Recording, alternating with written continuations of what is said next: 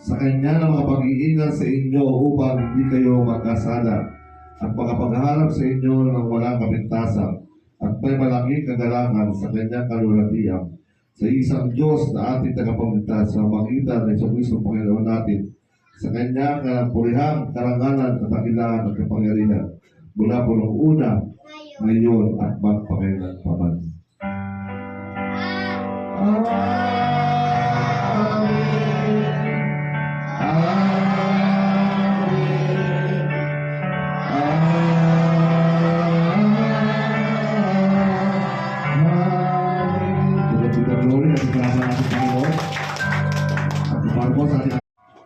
Sa Kanya na makapag-iingat sa inyo upang hindi kayo magkasala at makapagharap sa inyo ng walang kapintasan at may malaking kagalangan sa Kanyang kalulatian sa isang Diyos na ating tagapagligtas sa magitan ng Jesucristo Panginoon natin, sa Kanyang purihang karangalan at dakilaan at kapangyarihan mula po noong una,